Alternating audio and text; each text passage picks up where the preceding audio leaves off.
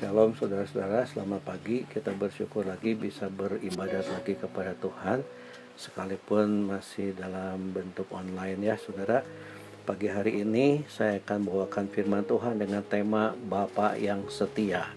Firman Tuhan terambil dari surat 2 Timotius 2 ayat yang ke-13. Berbunyi demikian, 2 Timotius 2 ayat yang ke-13. Jika kita tidak setia, Dia tetap setia, karena Dia tidak dapat menyangkal dirinya. Amin. Firman Tuhan berkata, jika kita tidak setia, Tuhan tetap setia. Nah, saudara, di tengah keadaan zaman seperti ini, di tengah keadaan pandemik, di mana ibadah harus di rumah, memang ada beberapa gereja yang sudah mulai ibadah kembali di gedung gereja. Tapi masih ada juga sebagian masih di rumah seperti kita pada siang hari ini. Nah, saudara-saudara, yang dikatakan di sini, jika kita tidak setia, artinya kita bisa tidak setia. Kita bisa tidak setia sebagai anak-anak Tuhan. Nah, seperti contohnya saudara-saudara di dalam surat Timotius, di situ diceritakan seorang pelayan Tuhan, namanya itu saya bacakan buat saudara-saudara ya, Demas. Ya, Demas mencintai dunia dan meninggalkan Paulus dengan pelayanannya. Saudara-saudara, di situ dikatakan oleh Paulus kepada Timotius, segeralah datang kepadaku karena Demas sudah meninggalkan aku karena dia mencintai dunia ini. Anak Tuhan bisa tidak setia kepada Tuhan karena mencintai dunia ini, mencintai kesenangan dunia, mencintai kesenangan daging, hawa nafsu. Nah, jadi tinggalkan Tuhan. Sekalipun seperti itu, firman Tuhan katakan Tuhan tetap setia. Kalau saudara dan saya sebagai anak Tuhan tidak setia, Tuhan tetap setia. Kenapa? Karena kesetiaan ini adalah sifatnya Allah. Ya, Dia tidak akan bisa mengingkari janjinya. Di sini katakan, dan Dia tidak dapat menyangkal dirinya. Tuhan adalah Allah yang setia, dan Tuhan tidak akan bisa menyangkal ini. Tetap akan setia sampai selama-lamanya. Di dalam Injil Lukas 15 ayat yang ke-20, di situ diceritakan sebuah contoh, yaitu tentang anak yang terhilang. Anak terhilang ini sudah meninggalkan bapaknya, lalu dia mengalami kesengsaraan karena uangnya habis. Dia mencari pekerjaan, lalu dia kerja di tempat peternakan babi. Lalu waktu dia lapar, dia mau makan makanan babi, tidak boleh. Dan akhirnya dia berpikir, aku sengsara di sini. Padahal pegawai-pegawai di rumah bapakku begitu enak. Waktunya makan bisa makan, waktunya istirahat bisa istirahat dengan tenang. Sedangkan aku di sini kesiksa, menderita, kelaparan, dan seterusnya. Lalu akhirnya si anak ini mengambil keputusan untuk kembali ke rumah bapak. Nah, saudara, saya bacakan ayat 20. Maka bangkitlah ia, Lukas 15 ayat 20, maka bangkitlah ia dan pergi kepada bapaknya. Ketika ia masih jauh, ayahnya telah melihatnya, lalu tergeraklah hatinya oleh belas kasihan. Ayahnya itu berlari mendapatkan dia, lalu merangkul dia dan mencium dia. Saudara-saudara, ini kisah menggambarkan kasih Bapa kepada anak-anaknya, kepada umatnya. Saudara, anak terhilang ini dia sudah meninggalkan Bapa. Dia kembali dengan keadaan yang sangat sengsara, menderita.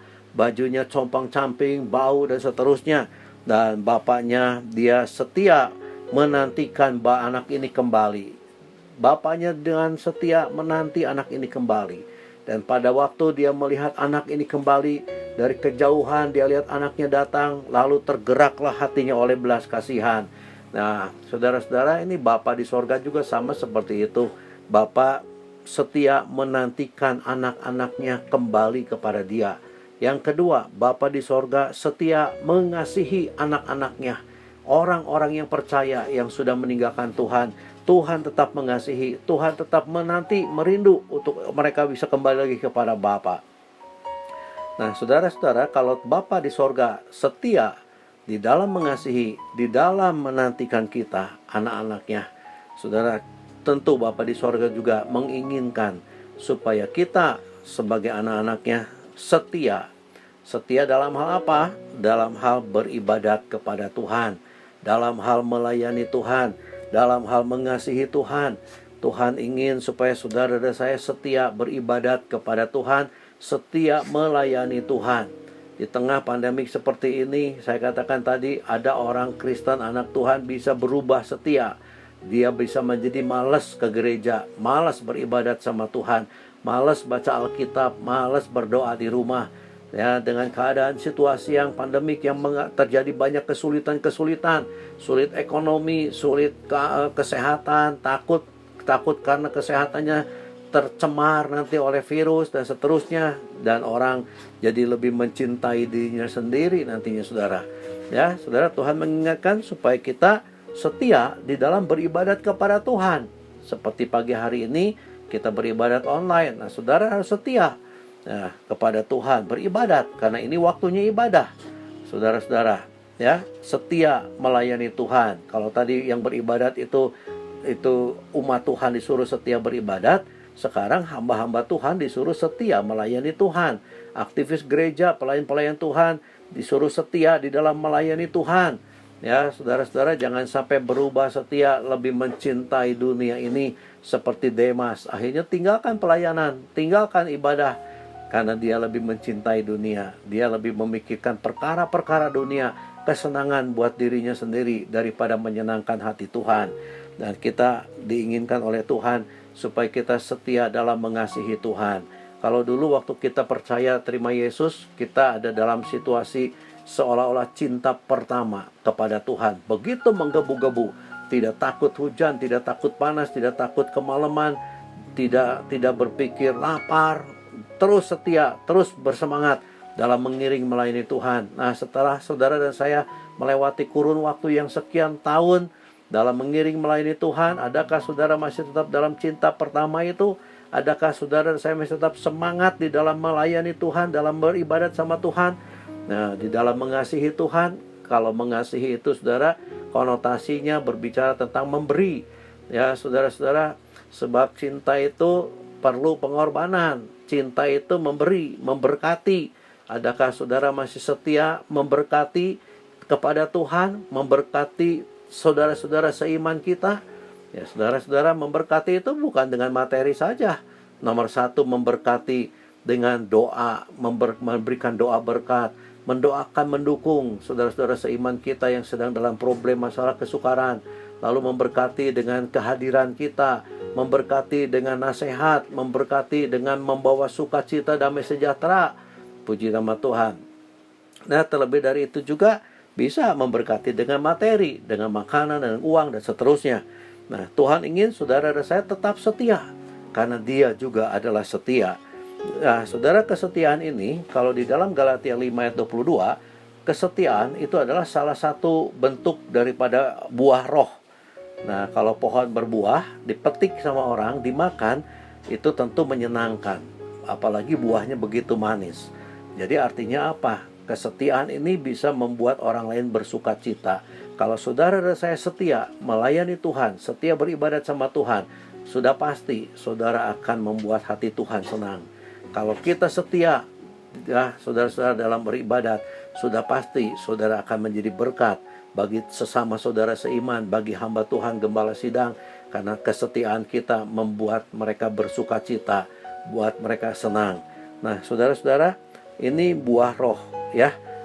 Saudara, contohnya kalau ada seorang punya pembantu rumah tangga bisa bekerja sampai puluhan tahun, tentu majikannya senang karena pembantu rumah tangga itu setia. Ya, saudara-saudara, tidak gampang keluar kerja. Nah, pembantu ini dengan kesetiaannya bisa memberkati majikannya karena dia bisa membuat majikannya senang.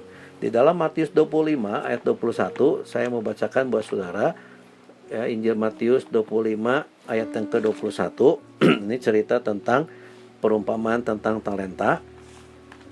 Matius 25 ayat 21, maka kata tuannya itu kepadanya, baik sekali perbuatanmu itu, hai hambaku yang baik dan setia. Engkau telah setia dalam perkara kecil, aku akan memberikan kepadamu tanggung jawab dalam perkara yang besar. Masuklah dan turutlah dalam kebahagiaan Tuhanmu. Saudara-saudara, ini hamba diberikan kepercayaan talenta oleh tuannya. Ada 3 orang hamba. Yang satu diberi 5 talenta, yang satu 2 talenta, dan yang satu lagi 1 talenta. Lalu Tuhan ini memberi amanat kepada hamba-hambanya. kerjakan, ini talenta yang aku berikan kepadamu, aku akan pergi, nanti satu saat aku akan kembali lagi. Lalu tuannya pergi, dan hamba-hamba ini dia melakukan apa yang menjadi mereka pikirkan. Si hamba yang punya 5 dan 2 talenta, dia mengerjakan talenta ini. Tapi si hamba yang punya 1 talenta, dia tidak mengerjakan apa-apa. Dia kubur talentanya dalam tanah, dan dia hidup semau dia. Mungkin dia cuma ngobrol-ngobrol di pasar, mungkin ngisi waktu dengan macam-macam yang tidak diceritakan di Alkitab ini. Tapi yang 2 talenta dan 5 talenta, ini hamba dia mengerjakan talentanya. Dia berusaha, dan akhirnya suatu saat tuannya ini datang, dan dia panggil hamba-hambanya. Dan hamba yang punya 5 talenta berkata, Tuhan, aku diberi 5 talenta, sekarang aku sudah kerjakan dan aku menghasilkan 5 talenta. Ini talenta yang Tuhan punya. Lalu kata Tuhan itu seperti ayat yang tadi kita sudah bacakan, baik sekali perbuatanmu itu. Kenapa disebut baik? Karena dia taat, karena dia menurut, karena dia melakukan apa yang diperintahkan tuannya. Baik sekali perbuatanmu itu, hai hambaku yang baik dan setia. Saudara-saudara menjadi anak Tuhan, kalau saudara sudah menjadi anak Tuhan yang baik, itu sudah bagus. Tetapi belum cukup, harus setia. Nah, saudara-saudara, mungkin ada anak Tuhan yang baik, dia nurut, tapi tidak selalu nurutnya, hanya sekali saja. Ya, saudara-saudara, Tuhan ingin kita menurutnya terus menerus. Setia itu artinya berada di satu tempat dalam kurun waktu yang lama. Nah, ini hamba yang punya 5 talenta, dia menurut perintah tuannya, mengerjakan Tuhan ini talentanya yang diberikan kepada dia. Mungkin dia berdagang, mungkin dia bercocok tanam, beli sawah, beli apa, kita nggak pernah tahu, saudara. Tapi yang pasti dia mengerjakan talenta ini, dan dia mengerjakannya terus menerus, sekalipun dia sadar tuannya tidak ada. Dan dia tidak berpikir, nanti ajalah, tuannya nggak ada kok. Tidak, dia tidak malas-malesan. Dia kerja dengan sungguh-sungguh, dengan segenap hati. Makanya akhirnya dia bisa menghasilkan 5 talenta. Tuhan ingin dalam hidup saudara dan saya pun demikian. Bukankah Tuhan Yesus, Bapa kita yang di sorga itu tidak ada dalam dunia? Ada dalam Roh Kudus, tapi tidak kelihatan. Nah, seringkali anak Tuhan suka berpikir begitu. Apalagi saya katakan tadi, di masa pandemi seperti ini, di mana ibadah di rumah, ya saudara-saudara, kita bisa berpikir, nyantai saja deh. Ibadah di rumah ini, nggak ada gembalanya, nggak ada orang lain.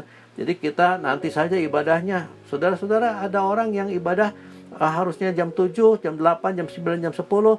Nah, karena online, streaming, lalu dia lebih sibuk dengan kegiatan dia sendiri, menyenangkan dengan dirinya sendiri, lalu ibadah baru dengar firman Tuhannya nanti sore. Ya syukur kalau bisa dengerin. Kalau jadi lupa, berarti dia tidak akan ibadah, orang seperti itu. Nah, saudara-saudara, Tuhan ingin kita tetap setia di dalam mengiring melayani Tuhan. Kerjakan bagian kita dengan setia. Nanti Tuhan yang akan memberi upah. Upahnya apa buat orang ini? Dia diberi kepercayaan yang lebih besar. Jadi saudara-saudara, yang pertama tadi dalam Galatia 5 ayat yang ke-22, kesetiaan yang menjadi buah roh itu adalah bisa menyenangkan hati orang lain, baik hati Tuhan, baik hati sesama. Tetapi dalam konteks ayat ini, kesetiaan ini bisa menghasilkan pertumbuhan, ya, kepercayaan yang bertambah. Kalau saudara dan saya setia melakukan tugas kita, bagian kita, Tuhan akan beri kepercayaan yang lebih lagi. Dan bukan cuma itu, Tuhan juga akan berikan pujian, yaitu dikatakan baik sekali. Kalau baik sekali itu lebih dari baik, ya. Kalau baik, lalu baik sekali, excellent, saudara. Kalau baik sekali, ya, saudara dan saya akan dipuji sebagai hamba, sebagai anak Tuhan yang excellent di mata Tuhan, luar biasa. Dan itu lalu Tuhan ini berkata, masuklah dan turutlah dalam kebahagiaan Tuhanmu. Artinya apa? Saudara akan bersukacita bersama dengan Tuhan. Itu akibat dari kita setia di dalam beribadat, dalam melayani Tuhan, dalam mengasihi Tuhan. Puji nama Tuhan. Saya akan bacakan ayat terakhir, terambil dari dalam kitab Wahyu, pasal yang kedua. Ini upah kesetiaan. Ayat yang sudah tidak asing lagi buat kita. Kitab Wahyu pasal 2 ayat yang ke-8, ayat yang ke-10. Janganlah takut terhadap apa yang harus engkau derita. Sesungguhnya iblis akan melemparkan beberapa orang dari antaramu ke dalam penjara, supaya kamu dicobai, dan kamu akan beroleh kesusahan selama 10 hari. Hendaklah engkau setia sampai mati, dan aku akan mengaruniakan kepadamu mahkota kehidupan. Puji Tuhan. Saudara, Tuhan mengingatkan kita supaya kita setia sampai mati. Setia, jangan hanya 1 tahun saja mengiring Tuhan, melayani Tuhan. Jangan hanya setengah tahun, apalagi jangan hanya 1 bulan. Tetapi Tuhan menghendaki supaya saudara dan saudara dan saya setia sampai mati, sampai kita dipanggil Tuhan. Tuhan ingin saudara dan saya setia di dalam beribadat kepada Tuhan, di dalam melayani Tuhan, dan juga di dalam mengasihi Tuhan. Maka nanti saudara dan saya akan diberikan mahkota kehidupan. Mahkota ini adalah gambaran kemuliaan. Saudara dan saya yang setia di dalam mengiring, melayani Tuhan, mengasihi Tuhan, selama dalam dunia ini Tuhan akan permuliakan saudara. Ya, dengan tadi kepercayaan yang bertambah, mungkin kedudukannya bertambah, mungkin ekonominya bertambah maju, dan seterusnya. Nah, dan nanti kalau saudara dan saya meninggalkan dunia ini, dipanggil Tuhan, pulang ke rumah Bapa di sorga, saudara akan menerima kemuliaan di sorga, yaitu mahkota sampai selama-lamanya. Makanya disebut mahkota kehidupan. Mahkota artinya kemuliaan selama-lamanya di sorga bersama dengan Tuhan. Puji nama Tuhan. Ini firman Tuhan mengingatkan kepada kita dalam ayat pertama tadi, jikalau kita tidak setia, Tuhan tetap setia, karena Dia tidak bisa mengingkari kepribadiannya. Itu adalah pribadi Tuhan. Tuhan ingin saudara dan saya setia karena Bapa di sorga juga setia kepada kita. Puji Tuhan, firman Tuhan sampai di sini tidak saya panjangkan. Biarlah ini boleh menjadi berkat buat kita semua. Haleluya. Puji Tuhan.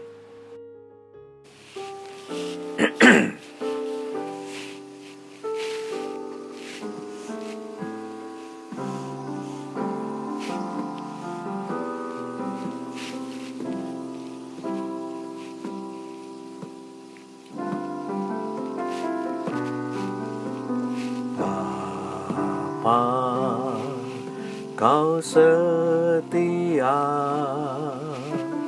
Bapa, Kau mulia, tenanglah jiwaku, aman bersamamu.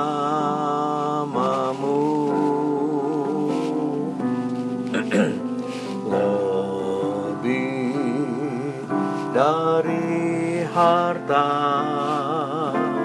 Kaulah segalanya.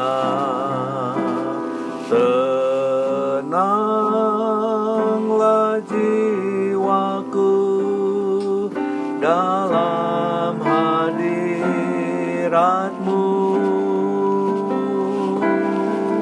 Kau tunjukkan kasih setiamu, Kau menyediakan yang ku perlu.